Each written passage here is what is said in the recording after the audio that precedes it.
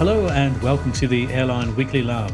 I'm your host, Gordon Smith, and this week I'm joined by co-host Jay Shabat to discuss the latest earnings at Spirit Airlines and also the latest results from Japan's main carriers. Hey Jay, how's it going? I'm good, Gordon. How are you? Doing very, very well. The sun's back in Portugal, so I am delighted. It was horrible last week. I had family visiting, friends visiting, and they were like, "Where's the sunshine? No reason to come here if it isn't sunny." That's obviously not true. It's a great place, come rain or shine, but the sun certainly helps. Yeah, not glad it's turned nice here in suburban Philadelphia as well. Well, we are going with a bit of trans-Pacific flavor with our episode this week. We are going to start by looking at Spirit, and boy, is there a lot to talk about there. And then we're going to turn our attention in part two to Japan, which is a fascinating market at any point, in my opinion, but particularly so right now. Some themes we will discuss in a bit more detail. Let's kick us off, Jay, without further ado. Spirit Airlines, they posted their earnings. What on earth's going on? Ooh, yeah, let's brace all of our listeners here. This is not going to be pretty. You may want to fasten your seatbelts for this one. I'll start by saying that Spirit in 2022 and 2023 alone, $519 million in operating losses. It's quite a hefty sum, even for a giant airline, let alone one that's rather modest in size, about 200 airplanes. And 2024, off to another very bad start, $176 million operating loss in the first quarter. And these, by the way, are all ex special items. But when you're talking numbers this bad, it's almost doesn't matter what you include and what you don't include. It's all just very, very nasty. Now let's go back in history. 10 years ago, so 2014, this was an airline that had a 19% operating margin, and that was actually pretty low relative to what was coming in 2015 and 2016. It actually had operating margins of over 20%. So this is Spirit Airlines was one of the most profitable airlines in the world for quite a stretch, and it did so with this almost Ryanair like model. I mean, you don't want to make that comparison too closely because the European and U.S. airline markets are very, very different in many respects in terms of labor and airports, very, very different situations. But a little bit of that Ryanair super emphasis on low cost and getting a lot of your revenues from ancillary sales, and it worked like a charm. But then the pandemic hit, and well, that was a couple of really awful years for everybody. But whereas some other airlines have recovered, a lot of these ultra low cost carriers haven't. We know Frontier hasn't. Allegiant is doing a little better, but they reported earnings as well this week. They were a little bit better, but still they're not not doing what they used to. But they're typically uh, typically inclined to doing. And here we are, Spirit negative 14% operating margin for the first quarter. So it's bad. It's no, there's really not too much pleasant you can say here. And is it a simple, well, there's no such thing as a simple case, but is it a simple-ish case of putting the planes in the wrong places? The oversaturated markets, the high leisure markets that worked great during the pandemic when people couldn't go too far, maybe traveling regionally as opposed to internationally. But now everyone's there, everyone's done it. What's going on? Is it as simple as that? Yeah, well, that's a part of it, let me say that from since 2019, so in the past 5 years, Spirit Airlines has increased its ASMs flown, so the actual flown ASMs as reported, by almost 40%, 40. So they've grown tremendously in the past 5 years, and I guess in one sense you can say, well, if you divide 40 by five, that's 8% a year. It's not that crazy, but let's also remember that costs for the industry have gone up dramatically. Spirit alone, their labor costs are up about 10 or 11%, I believe, year over year. That was in the first quarter. And if you go back, compare the first quarter of 2024 versus 2019, labor costs have more than doubled. So to grow that rapidly in a situation where your costs are growing that much, you can see where they would have difficulty in obtaining the necessary yields to overcome those higher costs. Now, if you compare that to, for example, at Delta or American, their capacity is only up like 2 or 3% from 2019. United a little bit more, Southwest a little bit more, but the only one that's really even close to Spirit is Frontier. They're also up. I don't know, it's like 50, 60%. So, and those incidentally are the two airlines struggling the most, other than Hawaiian anyway. They've got unique problems, but so we can start in trying to solve this puzzle here. We can start by perhaps hypothesizing that Spirit just simply grew too fast. So that's a start. Yep. And then to your point, they weren't alone in growing too fast. A lot of their competitors grew in markets like Florida and Las Vegas, some of their biggest markets. Spirit's busiest airport, by the way, is Fort Lauderdale.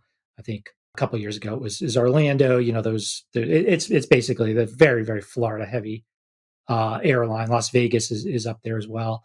And so they've just experienced a lot of yield pressure because of all that new capacity. And as I mentioned, you've got all this, this higher cost base, so it doesn't bode well when your yields are under pressure. They got a little bit lucky with fuel. Now fuel has been staying, helpfully below at a $3 a gallon mark, and that's somewhat manageable. Remember that if you look at 2022, sorry, that was the year that Russia invaded Ukraine, and jet fuel prices in the spring of that year were actually over $4 a barrel. So to be under three is that's helping a lot. And during the course of this whole, Spirit has reported loss after loss. There has been, speculation that maybe this airline would have to file for bankruptcy, especially since they do have a lot of debt. I have the number here. I think it's like 7 or 8 billion.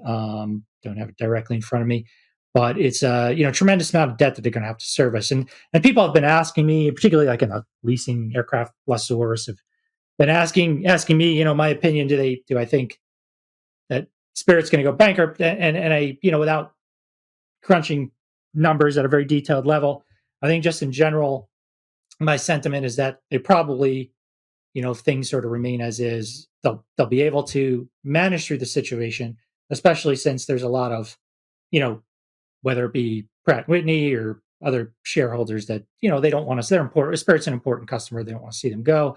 So they probably get financial, help uh, to avoid, having to file Chapter 11. But at the same time, I always warn people that if fuel does go over $4 a barrel again, they are in a very vulnerable position. So we're, that's a little bit about their situation. I don't think that bankruptcy is imminent, but it is on people's radars.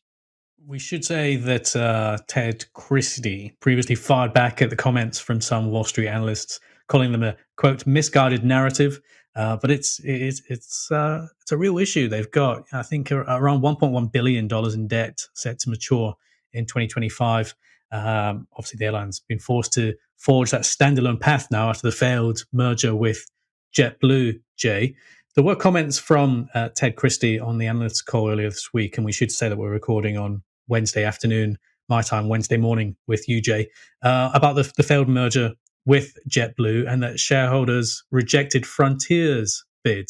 Here's a quote for you from Christie's call earlier in the week. Quote, in the beginning of our consolidation process in 2022, we advocated strongly for a merger between the two largest ULCCs and tried to outline the challenges with the proposed JetBlue transaction. But our shareholders did not listen. We told you so. He's wagging. We I see told him you wagging so. his finger.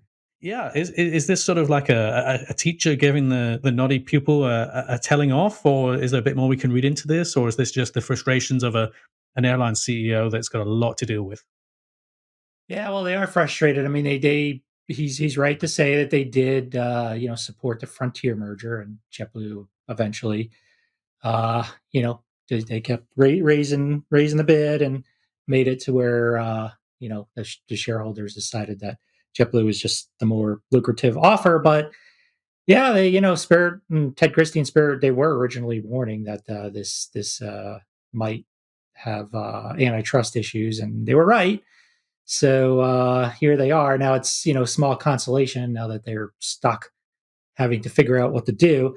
Interestingly enough, I think it's important to note that during the period in which the two airlines were waiting for the judge's decision, Spirit was under contract with JetBlue. They had some restrictions on what they can do, and you can understand why JetBlue would impose something like that.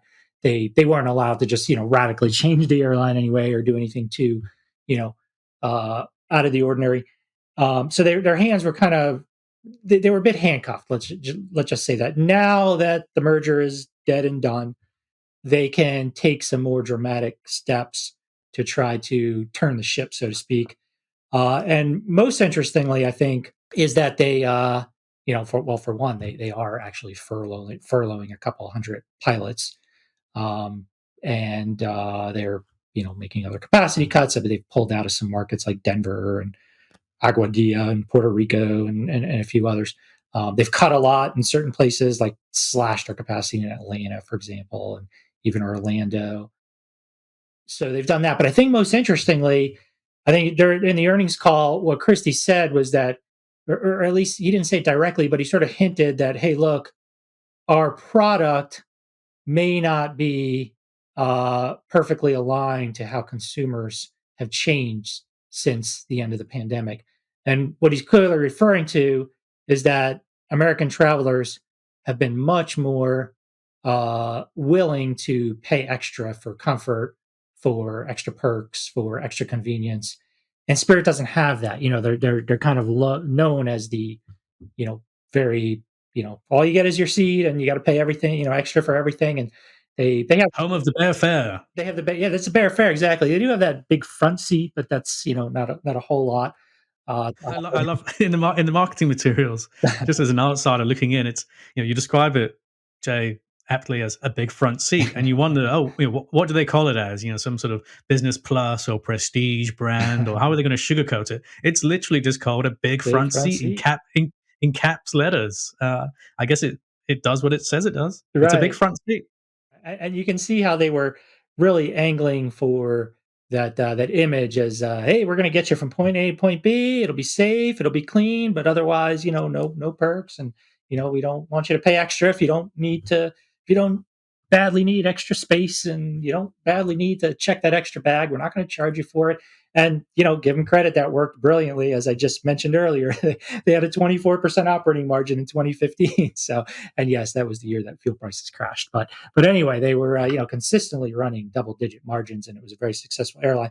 But I don't think that marketing pitch really is working right now. I think they're, like we said, is they're really, and Frontier's been doing the same thing, by the way. They're adding more business friendly fares, and a little bit adding a few perks here and there, and things with their loyalty program. So Spirit very strongly hinted that something is coming in that regard. They're going to be chasing higher dollar passengers. Can they successfully do that? That remains to be seen. But that seems to be the plan. And just before we jump across the pond to Japan, Jay, what would you say to someone that's listening to this and saying, let's not give Spirit too hard a time? Q1's rough on almost every US carrier. Yeah, well, remember, there being a Florida heavy carrier, Q1 shouldn't be so rough for them, and historically it hasn't been.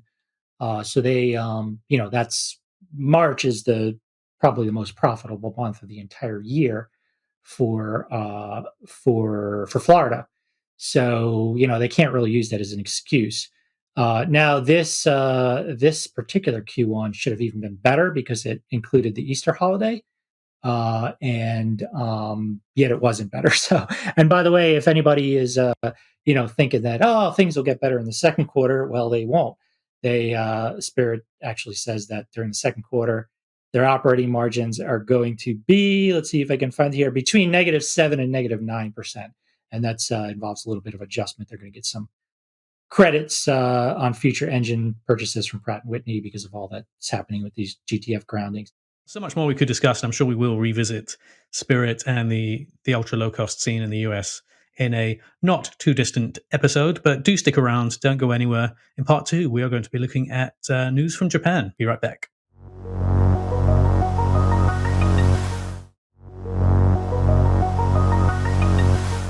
Hello and welcome back to the Airline Weekly Lounge. I'm your host, Gordon Smith. This week I'm joined as usual by co-host Jay Shabat. Part one, we were discussing Spirit, and I promised when I started this podcast to myself that I would not use the word turbulence to describe any sort of industry problems. So cliche. So cliche. I'm like, turbulent skies, anything like that, it's beyond us, quite frankly. But I came really, really close in part one to using the T word. So I don't know what to say. Bumpy skies. Bumpy skies. Yeah, that's a good one. Yeah. Anyway, we digress. Let's talk about Japan, Jay, because we've had some interesting numbers of Japan Airlines and All Nippon. And yeah, for guys sitting here in Europe, Japan just seems like the most exciting place in the world. The food, the vibrancy, those neon lights, the incredible nature, the culture, the people, everything. It seems super exotic, and it is super exotic. It's a really great place to visit as an inbound visitor right now because the yen is particularly weak, less attractive for Japanese travelers going overseas. How is all of that playing out? What can you tell us about the latest earnings? Right, right, and yeah, certainly that's what you mentioned is a very big part of the story. How the yen being so weak, Japan is becoming suddenly this rather inexpensive place to visit, and a place that a lot of people want to visit, and so inbound tourism is surging.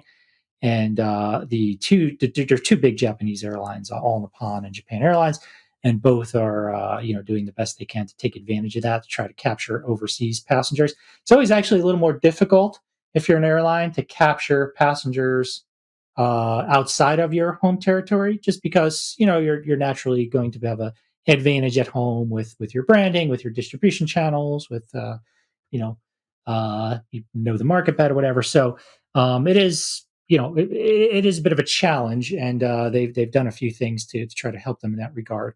But let me just back up a minute and go back to just a very broad history lesson here about Japan Airlines and All Nippon. I promise I'll be brief. But so Japan Airlines, if you go back before the global financial crisis of like 2008, '09, was a very troubled airline, but they went through a very cathartic kind of bankruptcy in about 2010, I believe it was, and that really turned them very profitable. And they throughout the 2010s, they were one of the most profitable, let's call them global, intercontinental airlines. They really had a great decade.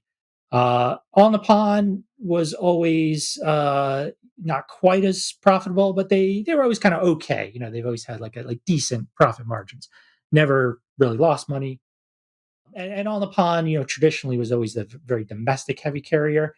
Japan, the very heavy international, and over time that's kind of converged. Whereas now they're basically like roughly even. They both, I think, very similar percentage of their ASMs comes from domestic and international for both of them now. Now, what's happened with the two is that since COVID, coming out of COVID, the script has actually flipped. Whereas All Nippon is now the more profitable airline than Japan again, and there are a few different reasons for that. If anybody read the most recent issue of Airline Weekly, I believe it's the one that came out this week.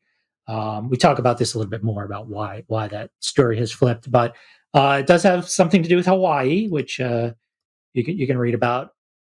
But just to give you, kind of where we stand numbers wise and operating margin terms, All Nippon had an 11% operating margin last year, and Japan Airlines was at 8%. So, perfectly respectable.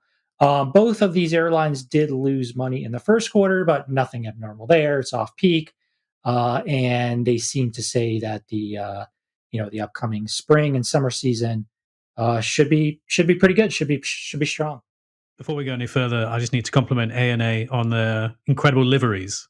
And I know it's a long way from Wall Street and the analysts' numbers and everything else, but They've got a the Star Star Wars one, don't they? the Star Wars stuff with R2D2, the Yeah. Pokemon plane was incredible with all the Pikachu and all the fun characters there.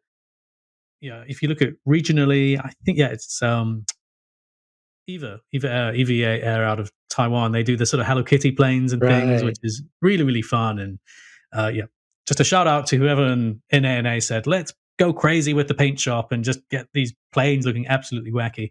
And there's Um, actually, Gordon, there's actually kind of an interesting story behind that.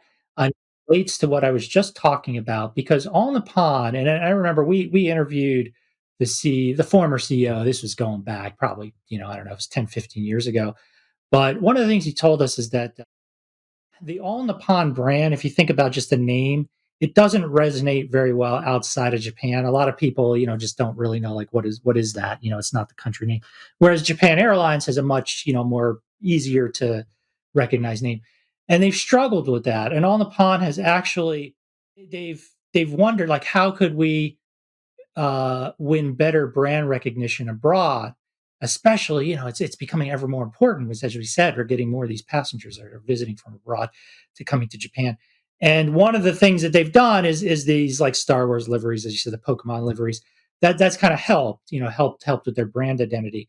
The other thing that they're doing interesting, and it's just sort of the opposite of what all Japan Airlines is doing. So both airlines have started brand new sort of low cost wide body carriers. It's a little bit strange why they would do that. Seems like that's a strategy that hasn't worked well in the past for too many airlines, but they think they need to do it. And on the pond, interestingly enough, they named their new low cost carrier Air Japan. So not Japan Airlines, but Air Japan. So you can see where they're constantly trying to, address that brand problem. Now Japan Airlines did the opposite. They completely went away from the Japan, the national theme, and they called their new airline Zip Air, which I guess they thought appeals to people abroad. I don't know. If that's if you like that name or not, Gordon, but they thought that was what would work best. it's all right. I mean, looking at the low cost sphere, you've had Wiz, Wow. Yeah, there's sort of Whiz, onomatopoeic wow, sort of. Zip. It sounds like one of those, those old Batman shows where like they when they throw a punch, they make Oh yeah, the Kapow. pow, big Yeah, whiz, bang, zip. you know, Jay, I'm old enough to remember Zoom as well. That transatlantic effort across the Atlantic in the Yes, yeah, Zoom, yeah. early 2000s, late 90s. Anyway, we digress. Any insight as to how the Russian airspace closure is affecting these Japanese airlines? Because it's no longer possible to fly over the north of Russia, linking Frankfurt, London, whatever, with Tokyo and beyond. You now have to go the long way round. Any insight there, Jay? Did they Yes, mention anything? right. So for sure. So if you're flying to a lot of places in the U.S. or especially Europe, you would fly over Russian airspace. Can't do that anymore. So it's definitely become more costly. The fuel burn has been, just goes up a lot. Um, but at the same time, fares have gone up a lot too. Because what's happened is that so you could, if you wanted to go from Japan to Europe, for example, and you wanted to, you know, if you wanted to you could go through Russian airspace if you connect on a Chinese airline, but you would have to connect. So most people are not going to do that. And besides, you know, most people, if you're a European or if you're in Japan, you're probably going to want to fly the local airline anyway, either, a Japanese airline, or if you're in Europe, you'll fly the European airline. So it hasn't really hurt that much. And even Finnair has said that as well. Finnair is like most dependent on Russian airspace of all the, of all the carriers affected by the Ukraine war. So they've even said the same thing. Like, yeah, it's bad. I mean, we lose a lot of aircraft time. It's costly, but we are getting, we're getting the fares to compensate. So I wouldn't say that's a huge problem for the Japanese carriers. Also on ANA, the A380 had a sort of micro resurgence with them. The three flying Honu aircraft, which were going Yeah. from Speaking of cool liveries, right? Didn't they paint one of them? Yeah, ah the whale. absolutely, and it's just shuttling back and forth between Hawaii and Japan. The ANA three, I think, double deckers there. Any indication as to how they're hurting? Because you've got this huge, relatively expensive aircraft shuttling back and forth on one route, really, because it is really designed for that trunk route between Hawaii and Japan and vice versa. Any sort of indication from ANA on the call how Hawaiian weakness is impacting them more broadly? Yeah. I think Hawaii is actually important to talk about. And if certainly read Airline Weekly, you get more detail on this. But um, a, a, a big part of the success at Japan Airlines, in particular, that I mentioned earlier, Hawaii. Hard to know exactly how big a part of the story it is, but I tend to believe that it was a very, very profitable market and really helped Japan Airlines distinguish themselves, margin wise through the course of the 2010s. They always had a lot more capacity to Hawaii than All Nippon, and they cooperated with Hawaiian Airlines. They still do cooperate with Hawaiian Airlines. They actually tried to do a joint venture in the U.S. Said no, can't do that. So a little bit of what Spirit is feeling in terms of you know regulators stepping in and throwing cold water on the party. But Hawaii has always been like really really profitable for them. But coming out of the pandemic, Japan tourism to Hawaii has really suffered a lot, and there's different reasons for it. The biggest probably being that the cheap yen. It's just if you're paying in yen, going to a dollar based place like Hawaii, it's going to be very very expensive. Hawaiian Airlines, this is a big reason why they're having so much trouble, also because their Japanese roots are struggling, and they've said that in addition to the cheap yen, hotels in Hawaii have become really really expensive. I think it's just difficult to build there, and just there's inflation and whatnot. So that's another reason uh, for why the Japan Hawaii market is struggling right now. You've also had fires in Maui and other reasons. Interestingly enough, so on the pond, they starting, I would say, I don't know, 2018, 2019, maybe a little earlier, they started looking at Japan Airlines and started getting a little jealous. Like, whoa, we've got to get a piece of this Hawaii action too. So they went out and got these old Skymark A380s. I don't know if you remember Skymark; they're still around actually. Yeah, I do. Yeah, Yeah. and Skymark is actually a publicly traded airline, and I can tell you they had a 5% operating margin, so they're not doing really well, but they are profitable. That was last year, and Skymark was a completely reckless crazy airline that went out and bought A380s, um, bankrupted themselves, and then on the pond went in there and kind of picked them up on the cheap, and was able to deploy them to Hawaii. You can see where you know A380s, as terrible as the economics on that thing are, you can see Hawaii would be, if you had a depreciated one or one that wasn't, didn't cost you a lot, you could see Hawaii would be the place to put it because you can just, fill the seats with pretty high fare, actually, leisure passengers. So that's what they've tried. But of course, now they're, in a situation where the demand is weak. And Hawaiian Airlines in their call said that the market is starting to come back. So maybe it'll be better. I did look at Japan Airlines. I was actually looking at their load factors to Hawaii in the first quarter, and the load factors are okay. I mean, I can imagine the yields are way down, but they were in the mid high 70s. Whereas like last year at this time they were in the 60s. It was really really bad.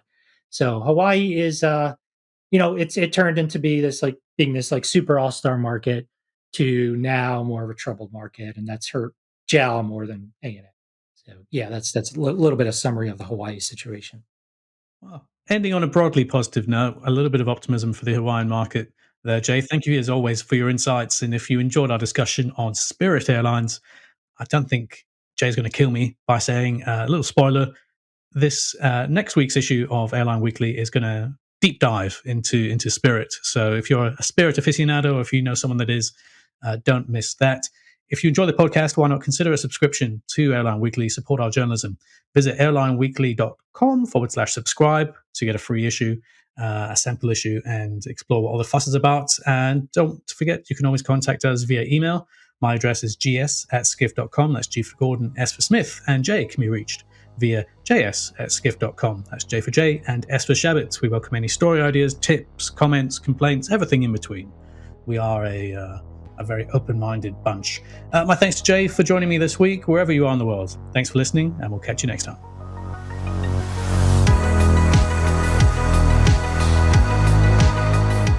Thank you for joining us for this week's episode of the Airline Weekly Lounge podcast. Check out airlineweekly.com for a new issue every Monday and updates on the latest airline news throughout the week.